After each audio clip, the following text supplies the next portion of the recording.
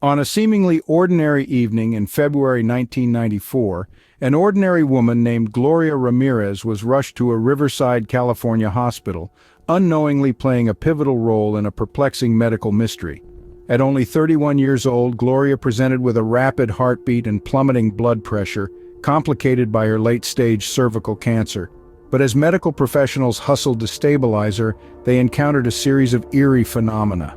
As they removed Gloria's shirt to apply defibrillator electrodes, they found an oily sheen covering her body. A peculiar odor reminiscent of a blend of fruit and garlic wafted from her mouth. Her blood, when drawn, smelled strongly of ammonia, with particles of a manila hue floating within. The situation took a chilling turn when medical personnel began experiencing a cascade of peculiar symptoms themselves: fainting, shortness of breath, nausea, even temporary paralysis. Despite the best efforts of the medical staff, Gloria Ramirez passed away that night, but the mystery surrounding her was far from over.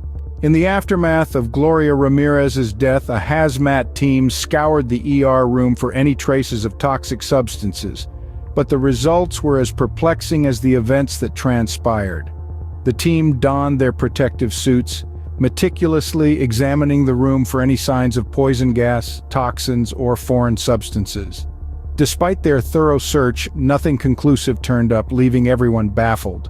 Meanwhile, Gloria's body underwent not one, not two, but 3 autopsies.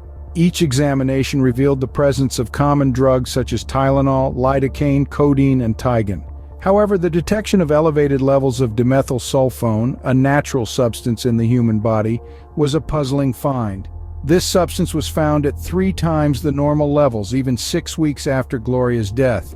Despite these unusual findings, the official cause of death was attributed to heart failure due to kidney failure, a result of late-stage cervical cancer. The toxicity levels in Gloria's body were so high that her body wasn't released for burial for 2 months, causing further distress for her grieving family. The perplexing circumstances surrounding Gloria Ramirez's case led to a thorough investigation and the emergence of controversial theories. The official investigation, which spanned several months, controversially concluded that the hospital staff had not been poisoned or exposed to toxins. Instead, it suggested that they suffered from mass sociogenic illness, a form of mass hysteria triggered by an odor. This conclusion, however, was met with stiff resistance from the medical staff. The hospital personnel, who had first-hand experience of the bizarre symptoms, were not satisfied with this explanation. They argued that their symptoms were far too severe and physical to be dismissed as a psychological phenomenon.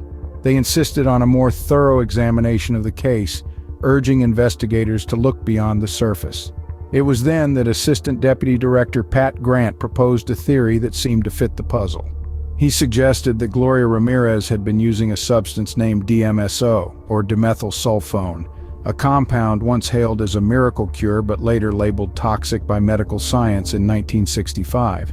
According to Grant's theory, the DMSO on Gloria's skin could have converted to dimethyl sulfate when exposed to the oxygen in the hospital room. Dimethyl sulfate is a highly toxic substance, and exposure to its vapors can cause severe health issues, closely matching the symptoms described by the hospital staff. However, this theory was met with strong denial from Gloria's family. They vehemently refuted any claims of Gloria using DMSO. They argued that Gloria was a responsible woman who would never resort to using a substance known to be harmful. The case of Gloria Ramirez, the toxic lady, has since remained a perplexing enigma with no definitive conclusion.